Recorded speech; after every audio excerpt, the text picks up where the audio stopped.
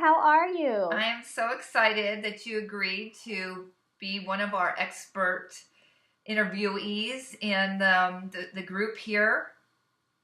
Oh, Everybody was thank so excited when they saw that you were coming on. Did you see all those likes when I announced that you were going to be our next week's?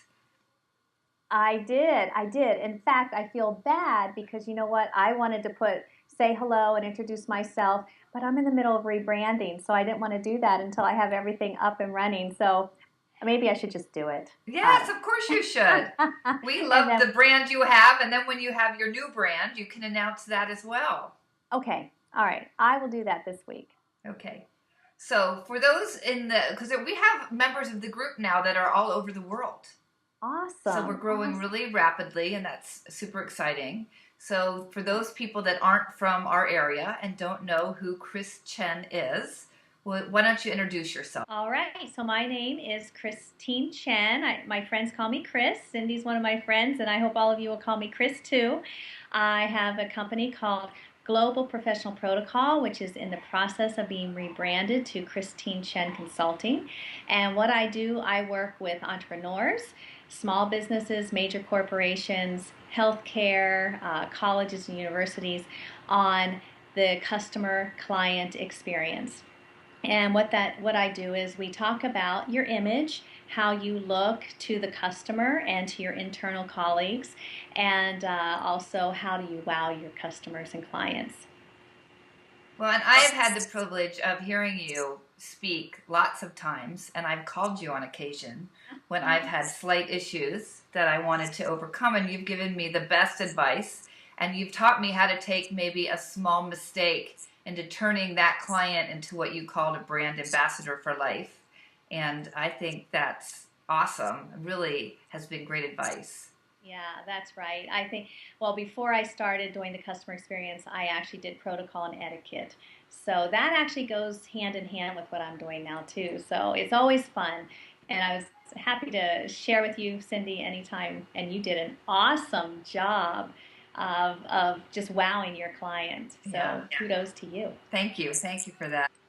So, Chris, I know that you do all of this amazing customer service stuff, but you Mhm. also are really terrific when it comes to body language and how important our body language is when we walk into a room. So, when I work with my clients, one of the things we spend a lot of time on is personal branding. And I focus on, once you figure out that brand, how to dress in a way that communicates the brand. But you take it even further and talk about some really important things so that those first 7 seconds that we talk about being so crucial for first impressions even go further. So I was wondering if today you could talk about maybe what you think are your top three things in addition to how we look, but how, what else is happening when we're making that first impression that can help people make sure that their personal brand is really coming through the way they want. Right, right. And you are right. It only takes 5, 7, some people say 20 seconds. But regardless, it is lightning speed. People are making judgments about us based on just the tone of our voice, what we're wearing, and our body language that goes with that. And Cindy, I know you talk about Albert Moravian's study where 93% of the impression that we give others is based on our body language, and that is the clothing that we're wearing too, and the tone in our voice. That is huge. Only 7% are the words. So, you are helping all of us to dress the best way that fits our body style, our personality.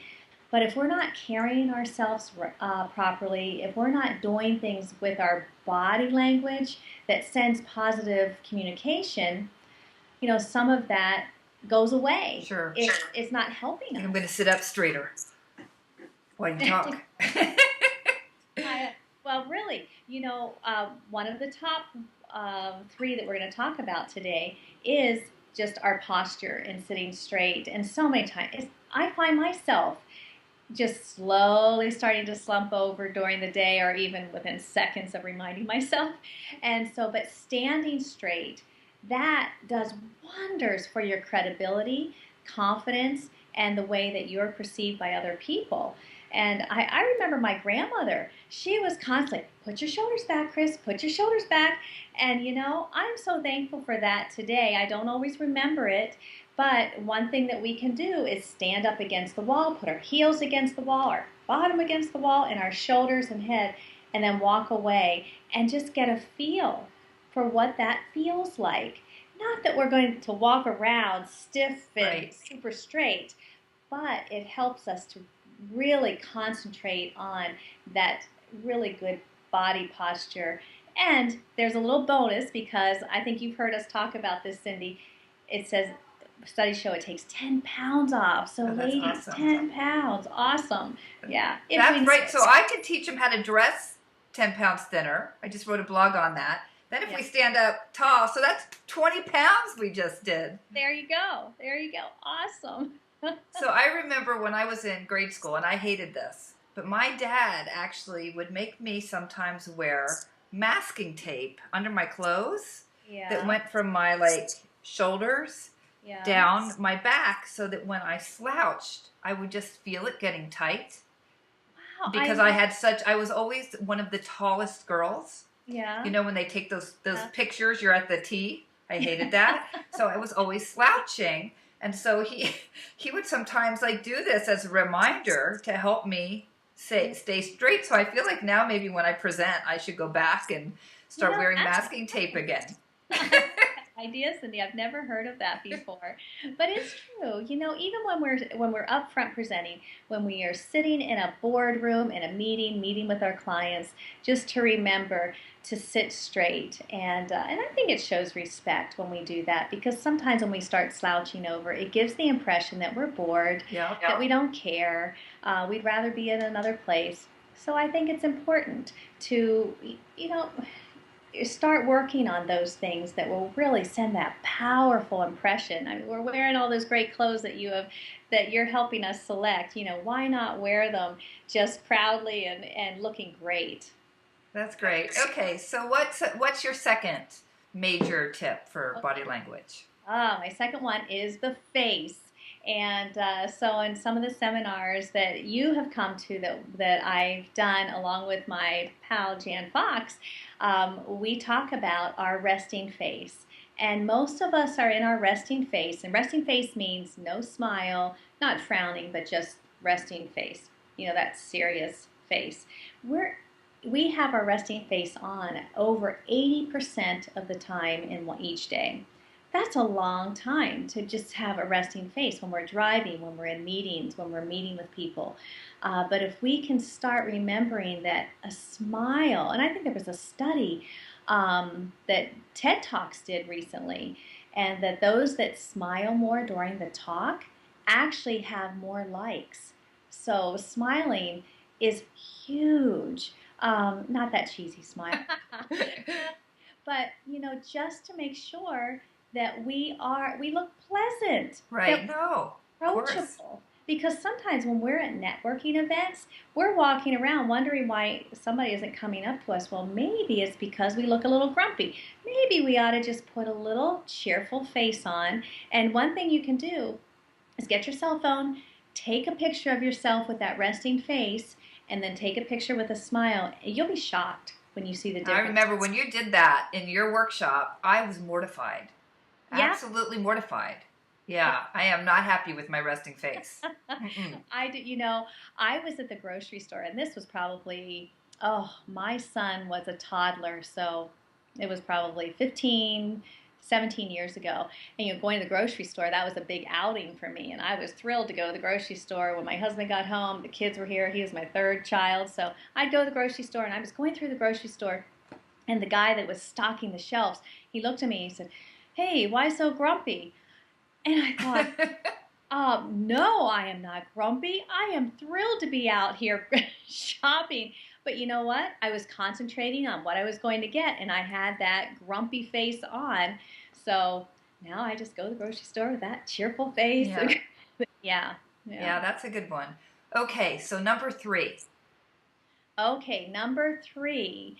I think one of the big things we need to remember to do is handshakes. Ladies, we've heard years ago the handshake we were taught that it was the fingertip handshake. Well, times have changed, society changes, and in the United States, other cultures around the world still do that type of handshake, but not here in the United States. It is a web-to-web firm handshake. And I mean, there's a whole book written on handshakes, and studies actually indicate that women that do not have a strong handshake are not promoted as much as men. So, I mean, it really does make a difference. And that doesn't mean that bone-crushing hand. Yeah. So there's those two extremes, but not the fingertip handshake. Or sometimes we think, okay, we can do a web-to-web handshake, but it's just like that wet noodle. Yeah, sure. It needs to be a firm handshake. Confident. Exactly. Confidence. It's showing confidence and that you are, again, that you're credible. And I think that's a powerful thing. You know, we shake, I read somewhere that we shake hands more than we exchange currency. So I think the average, we shake hands about 15,000 times in our lifetime. Yeah. That's huge. So every time you shake hands, when you go to those networking events or those conferences, make sure you're giving that really powerful impression, that first impression that you cannot get back. Right. So if we dress in order to communicate who we are, to look our best, if we walk into a room smiling with good posture and we have a firm handshake, what do you think that does for us overall? Like, I think that's great. When you package all that together, I think unstoppable. Really, you're looking great with the clothing you have on. It's perfect for your body type, your personality, and then when that impression, that the body language along with it, that's huge. That's huge. You know, so I think not only does it impact how others see us, but how we feel about ourselves. It does, which makes us more powerful, also. Yeah, you're right. You're right, because, I mean, can't you feel a difference when you just start standing up a little bit? Absolutely.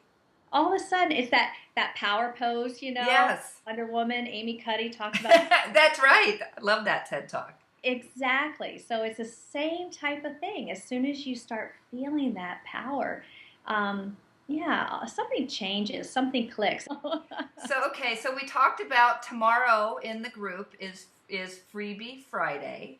Yes. And so the guest expert every day or every week gives a little bit of something to the group. And I'm wondering if you've thought about what that is and if you want to give a little hint now or if you want to surprise us tomorrow. Okay, well, I will be giving something. And so I'm going to let you know tomorrow what I'll be giving. So I think I'll be giving at least for 10 of your viewers to sign up for something that I'll be offering tomorrow when you do the freebie. Exciting. Yeah. Well, they'll be lucky. I've always loved being in your workshops and learning from you, and I'm so grateful that you took the time to be with us today. Oh, it's been great, Cyndy. I appreciate you so much. You have been such inspiration to me. You've helped me with my hair, with my clothes, all the ladies are listening. You have been an inspiration, and we are so thankful for you. Aww. And what you are giving back to your community is just, it's wonderful. Well, thank beautiful, you. But thank you very much, Chris. Hello.